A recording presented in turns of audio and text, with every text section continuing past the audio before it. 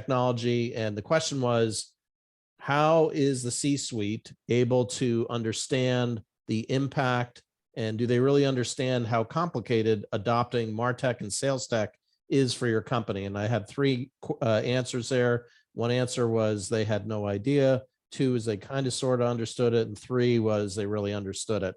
And I think the answers were kind of bucketed in the first and second categories, that they didn't have any idea or they kind of understood it. And probably kind of understood it, I think, was the majority. If I remember correctly, I'll rifle through my LinkedIn here, but probably not a huge surprise there. But I also wonder if there's more than just technology there. I don't know. Megan, did you have any reaction to that poll? This one hit close to home for me, because one of the things I'm working on right now is data. And I say that in the context of tech, because of course, yes, we've got tools in place, but if your data isn't in a state to make it easier for you to do what you need to do with those tools, it becomes, a pretty important challenge. And one of the things I think often senior leaders who aren't intimate with data management or technology don't understand is how really big a deal that is. So, if it's taking you hours and hours to pull a credible list, they often don't see that in the background. And it's, it seems like it should be sort of automatic, but it isn't.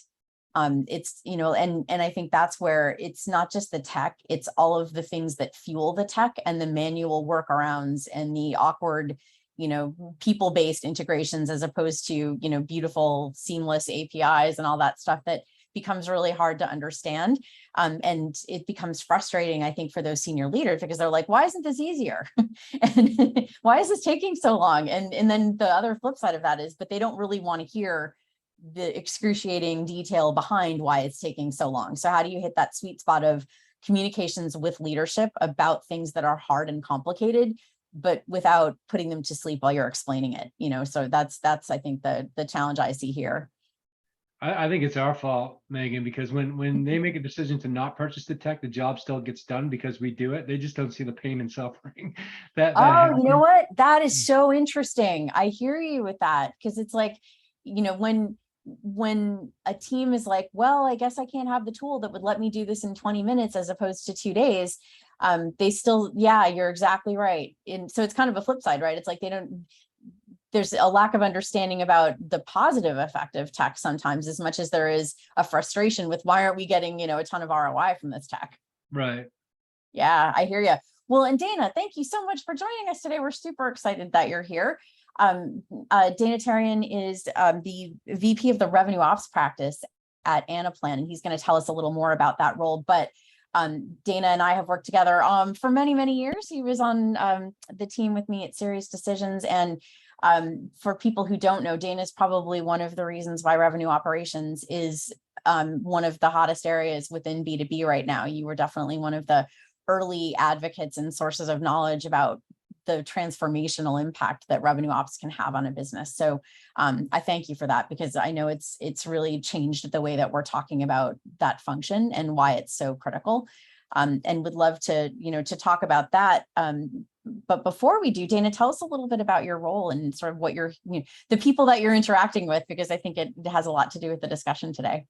Well, thanks, Megan. Megan is humble. Megan was my boss at Serious Decisions, was a great coach. And the fact that she invited me to come back here says that I probably did an okay job for her. So thank you. But at Anaplan, I'm a career sales operations, revenue operations professional. I've supported CSOs and CROs for most of my professional career. And also at Serious Decisions in Forrester, I led that research and advisory practice. And as Megan mentioned, I did start to see the early convergence of these operations functions across sales and marketing and customer success.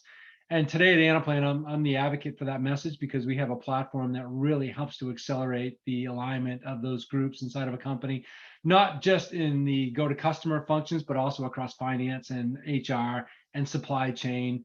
And today I help to influence the product direction for Anaplan. I engage with some of our largest customers and our largest prospects, and I continue to be an advocate for what we're seeing in revenue operations and just general corporate alignment.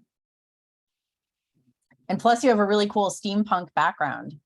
Yeah, because my office is in a basement and I had to go with the flow. So I appreciate that. That's very creative. yeah. Well, and so I think one of the things we know is happening right now, and we'll kind of get back to revenue ops in a second, but many people are in planning mode over the course of the summer and going into the early fall. And since you're kind of on the front lines of seeing what works and what holds people back, I would love for you to talk a little bit about what are some of the trends and challenges that you're seeing with your clients and customers. Well, I think it's the poll that you did, John, is very applicable to what we see happening in planning, because I mentioned initially that when companies don't make the investments in the infrastructure and the processes and also the technologies that enable a better planning process, the job still gets done somehow. It probably gets delayed, and the way if it gets delayed is if sales reps don't get their quotas until 3 or 4 or 5 months after the beginning of the fiscal quarter, but it still gets done. We did a survey. Anaplan did a survey with the Sales Management Association on B2B type companies. It was pretty well represented, mostly like 2.5 billion and above. And they found that companies that rate themselves as doing a good job at planning, 40% more likely to hit their sales plan. And also 20% more of their sellers are likely to achieve their number. So not only are you more likely to hit your number, but more of your sellers are going to get there. So you're not sort of dependent upon one small set of people.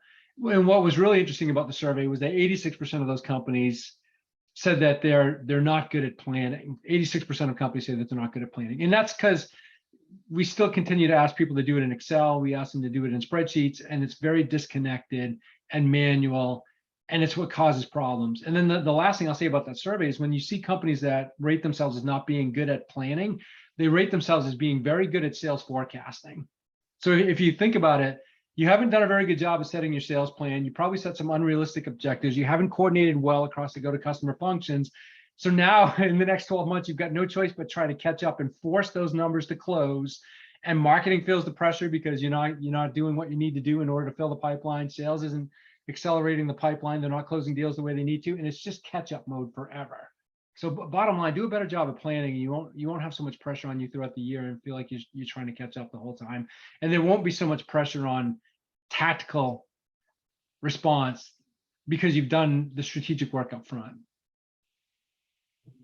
Yeah, well, and building on that, Dana, how are you seeing companies successfully bring in the discipline to do good planning? I mean, that's hard, especially if you haven't had a culture of it in the past. I think I've seen inflection points where companies come to Anaplan and they ask for our help because they do realize that they've grown so quickly and that they continue to grow at that pace, and that they can't invest dollar for dollar in additional operations folks to help through those manual processes, and they figure they have to be a lot more efficient at doing it.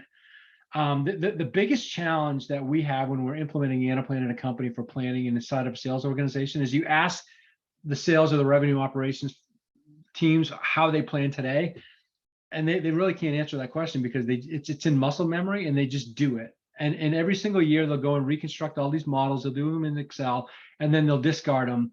So I think there's an inflection point where companies say, we need to do a much better job. We need to create these systems and models and processes that are going to outlast us as a team.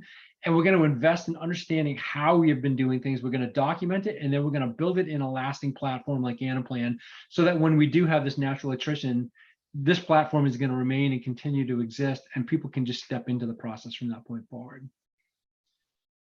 We had a slight technical hiccup there, but I think we're back online now. So I apologize for that hiccup. But just double clicking for a second in terms of that modeling off of prior performance, how do you think people are thinking about, modeling next year? Because of it always seems like we're in this unprecedented time. But from a RevOps perspective, how do you think people are shifting that planning process maybe a little bit differently than in times past? Well, definitely it's become a lot more inclusive. And it's part of the topic that we're talking about today. When you have conversations around revenue operations, and Megan, you remember the work that Carrie Cunningham and I did and having this, is it an organizational change? Is it a mindset change? The answer is it could be either. And I think the quickest way to get there is the mindset change inside the company, where you build this coalition of the willing between sales operations, marketing operations, customer success operations, and you just decide it's a good idea to start working together. And I know you guys are passionate about ABM, but I can't tell you the number of times that I've worked with companies and seen companies where their ABM motion is completely disconnected from their sales segmentation strategy. Marketing really wants to do the right thing. They see the value of ABM. Sales sees the value of ABM, but sales operations locks themselves in a room with finance and they go through a segmentation exercise, and marketing's not at the table. So now we know what the strategic accounts are, the enterprise accounts and the SMB accounts are, and marketing is told the day before sales kickoff what they are, and they haven't had the opportunity to plan properly and to align correctly with sales. And now we're in that endless cycle that I mentioned at the beginning, where everyone's trying to catch up. So the inclusiveness and the collaboration between these groups has to happen, which means it takes a little bit longer. So you need a platform like Anaplan to be able to execute those things more quickly and to make changes when you need to throughout the fiscal year, because the plans aren't static anymore. Yeah, that's a great point. It's sort of always planning season, isn't it? If you're doing it And well. I think COVID taught us that, right? Because so many companies had to completely redo their sales plans 3 months after the beginning of the fiscal year because everything changed. Yeah, being able to do that efficiently, right? That was probably the hallmark of the companies that came out of it with better results versus those who didn't. Absolutely. Yeah. Well, and you said something really interesting just before we got on the live stream, and that is that you are seeing marketing leapfrog sales in terms of adoption of process. And as a career sales RevOps person, I'm fascinated by that statement from you. So I got to hear more. Tell us what marketing's doing right for once. Maybe we're doing something right. Well, we know that there's been a long tail between sales and marketing, and I think sales got there first because of the CRM adoption. And then you had marketing automation platforms that came in, and they gave marketing the ability to manage marketing by the numbers. And initially there was some hesitation, some reluctance. I think probably just some adjustment that needed to happen, because suddenly you could measure everything that marketing could do. It didn't take them that long to figure out the value of making that happen, because it was good for them. Suddenly they're able to prove the value of everything that they're doing, and they can see the top line and the bottom line growth as a direct result of marketing initiatives. They've gotten good at it, and they've actually gotten better at it, I think, than sales has in some companies. And when marketing is better at it than sales is in some companies, then marketing is the one that ends up putting the pressure on sales to be a lot more disciplined and building relationships between marketing and sales, especially when it comes to demand planning and that handoff between these two different organizations, but also pipeline acceleration activities that you see coming from ABM, and then marketing being involved all the way up to the point of closure now, and not just handing off warm leads. So I do see, like, by the numbers marketing organizations trying to influence the salespeople to be a lot more disciplined in what they do, and it's frustrating for them when they're better at it than sales is, and I see it happening more and more. No disrespect to my sales counterparts out there, by the way. Yeah, it's interesting to hear that trend, and it kind of corresponds to something we were even talking about before we got on the call, which is kind of the challenge of changing behavior on the sales side. Meaning, it seems like there's been so much emphasis of marketing and retooling and platforms, and even the word account-based marketing, which now is ABX or ABS or ABSD, or there's all Whatever sorts of, we call it. Yeah. yeah, exactly. But where the rubber meets the road, changing that, I guess the analogy I've used is the beat street cop changing into a private detective at the sales level is really, really challenging. And I don't know, is there any suggestions or advice or resources that you would say to look into when you go through that transformation of an account-based motion versus, a rep that might be used to more of a transactional thought process? Well, you'll never get the sales organization to go along for the ride unless you can convince them that it's valuable for them to do so. And I think stories of success are the ones that will help to bring them there. And the stories coming from a salesperson to another salesperson are the ones that are most powerful. If marketing just goes and tries to convince the sales organization that this is going to work and it's going to be beneficial to them, they'll have a certain degree of success. But if a salesperson says, hey, I closed a $10 million deal and I couldn't have done it without marketing and I couldn't have done it without ABM, suddenly salespeople turn their head and they start paying attention, and then it just starts to grow like wildfire. At Anaplan, we actually have a really powerful ABM program, and I spent, because of I'm in a strategic growth organization. I'm the one that helps to connect to executives inside of other companies. Prior to our Anaplan live event in June, I bet I spent 90 hours on the phone with the ABM team just trying to figure out how we can provide the best experience to those customers and prospects that were going to come to that event. Following up with them, sometimes way too manually for me, like sending out emails and asking people to attend and trying to explain to them what the value would be. We're sort of cutting our teeth as we get more towards that, but I'm convinced of the value. I know a lot of our sellers are convinced of the value because now they have a team of people who can help them that weren't there before.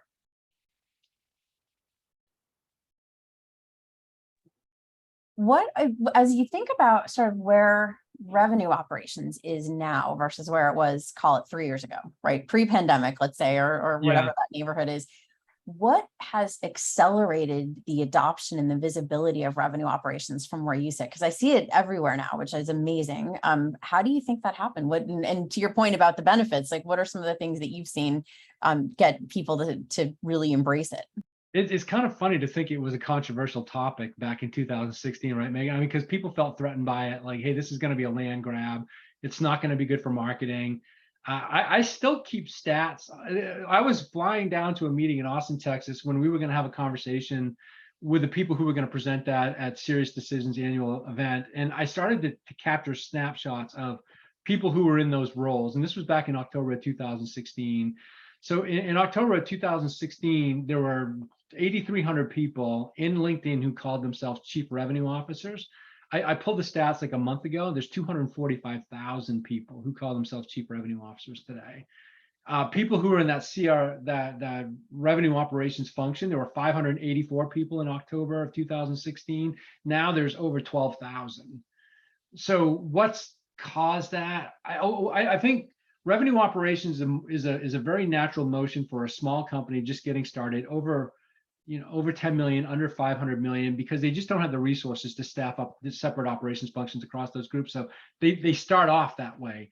It's challenging for those companies that are very large, some of the ones that we were talking about prior to getting on this call, where they've got very mature marketing, sales, customer success, or customer success is new and they're just starting to mature it. You've got these stovepipes that have been built, and there's a lot of politics, I think, that happen inside of companies like that, and they're very reluctant to even work together, never mind combine those operations resources. So necessity is what's driving it. I think some of those 245,000 is just sexier to be a CRO than it is to be a CSO, so they just give themselves that moniker. But in reality, it's that need for better alignment between sales, marketing, customer success, so that we're not struggling with problems like ABM adoption, or really understanding what's happening from lead to renewal. You need to be able to paint that picture for a company so the executives can make better decisions and do a better job of diagnosing the independent problems that might occur during that process. No, RevOps is kind of somewhat of a newer concept in terms of the term RevOps. I'd say in the last 5 years, it's really caught fire. Maybe in the last 2.5, it's really caught a lot of momentum. Do you see any particular size company or type of company that's adopting RevOps maybe quicker than other types of companies, or beginning that planning process differently with RevOps involved, maybe that didn't occur pre-pandemic or back in the Serious days? Yeah, the smaller and the newer the company, the quicker they ought to adopt RevOps. They do it right out of the gate. And it's out of necessity, it's affordability. And it's kind of weird, right, Megan, if we step outside of our 20 some odd year careers, to think that proposing people should be more collaborative and work more closely together is a controversial idea. And that's really what revenue operations is that we should be a lot more collaborative. We should work with one another more closely, and we shouldn't create boundaries between sales and marketing and customer success and even finance to a degree, because we're all working towards achieving the same goal.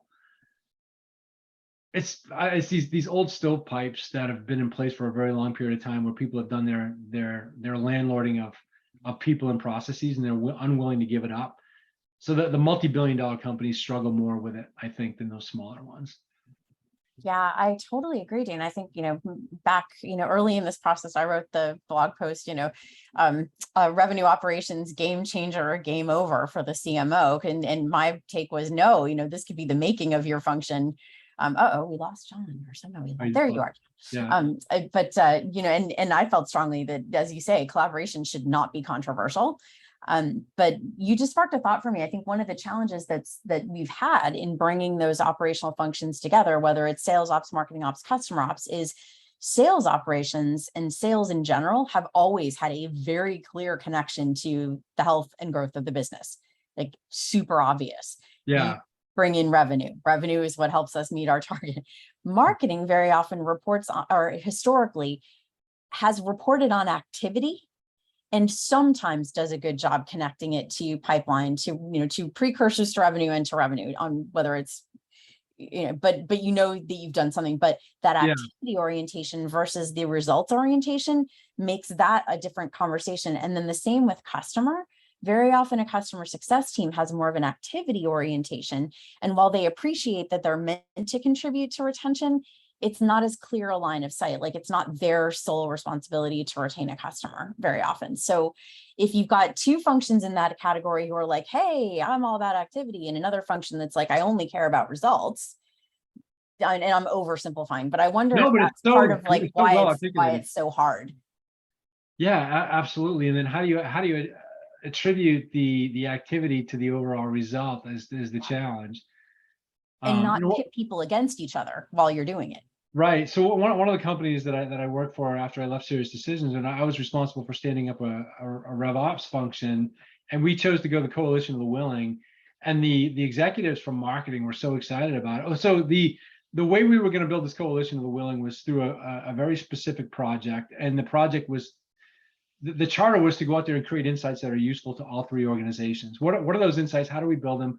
Who do we need to tap into, and how quickly can we get it done? And that when we had that mission and we knew what the outcome was supposed to be, people were so willing to get on board because they wanted the ability to contribute to that so that they could show the meaningful difference that they made. And I was mentioning to you, Scott Forey from Akamai, he has one of the greatest lines ever, because I think Akamai, I can't say this, but I will, that they invented the whole subscription-based model, right? Back in the early 2000s, in the late 90s. And Scott was a sales operations person back then. And he said, in a SaaS model, not losing is winning, which is absolutely true. Because if you've got higher retention rates, that means that there's less pressure on the sales organization to have to go out there and book more business, because you have to make those revenue numbers. So that's their value. If they can improve retention rates, then it puts less pressure on the sales organization. And in the sales organization, in the marketing organization, if you can help build the brand for the company so that when we do show up into opportunities, they know who we are, they know what our value is, and we have to spend less time explaining. How do you put a value on that? Yeah. It's the collective, right? It's like, how are we all efficiently doing our part to hit those company goals? And I agree with you. It's like, if you move retention up as the lead metric, and then you have growth after that, it's like growth becomes an outcome of better customer engagement and renewal. I actually think some of that focus is happening too with the product-led growth model, sort of everybody celebrating that model, which I love, not because I don't like the word product there. I feel like it's really customer-led growth. But that said, the point of saying, if you make your customer successful, they will stay with you, they will convert to paid, they will retain, and ultimately you will create, a really positive environment for growth. And all of those functions have to make that happen together. And I think, as you say, when there's clarity of mission, then everyone knows what part they're supposed to play, and they can share in the success. You're not competing for what part of it you delivered. And I think that's a different way of thinking about it. And I hope we continue on that journey, because I do think it makes a huge difference in a business. I agree. I started seeing that PLG term thrown around a lot like 4 months ago, and I didn't know what it was. So I researched it, product-led growth. Well, that makes sense. Let's make a solution that the customer can adopt quickly and see immediate value. And if they see that, then they're going to want to invest more deeply in our customer, in our company. And I think it's a brilliant strategy. Well, and it makes you build better product, right? You got to have things that people can adopt and be successful with sooner. And I think that's a good thing all around if you're delivering customer impact. But anyhow, well, I know we're coming up on time. John, the last question for Dana before we Yeah, no, this has been a Hi. great conversation, Dana. I really appreciate you making the time. Maybe to just wrap up, if you were to give one or two or three pieces of advice to a company that's new to RevOps, what would those pieces of advice be? Well, certainly you have to come across as being non-threatening. It can't appear as though it's going to be some sort of a land grab and you're just doing this because you want to build an empire. You have to have a higher mission in mind, and it's really building that collaboration between these groups, because you're trying to build those insights from lead all the way up into renewal. I would say with a revenue operations function or even a sales operations function, the most important organization, the most important role that you can stand up underneath that group is you need to have a leader of strategy, planning, and rewards. Because if you don't get those three things right at the beginning of the year, then you're going to suffer. You're going to go through that forecast suffer that I mentioned at the beginning of our conversation. That's the most important person that you should put in place initially, and that person should really come from FP&A, or they should be an investment banker, or somebody that really understands how to build out a strategy and how to execute on that strategy. And then the third piece of it is, I mean, you cannot be in a revenue operations function unless you love salespeople, and sometimes they're hard to love, right? So you have to be willing to accept the sales organization for all the bumps and the bruises that they have and the ones that they can create for you at some time. But you have to have empathy for them and what they go through, and you have to understand that they're the frontline soldiers and they're taking fire all day long, and you're there to support them. If you don't go into it with that attitude, you're not going to be very successful. You won't be there long. Well, Dana, thank you for that. I think there's many topics underneath that would be really fun to cover another time. So hopefully you'll join us again as a guest. But for now, thank you. This is really good advice. I know I'm going to take it to heart because I'm building a RevOps function, I hope. Awesome. So, Thank you. Thanks, all John. right. Thank you for that. John, any parting words for our friends? No, next week we'll have our mystery guest, same time, same place, and looking forward to next week's conversation. All right. Thanks, everybody, and happy you. Friday. Bye-bye.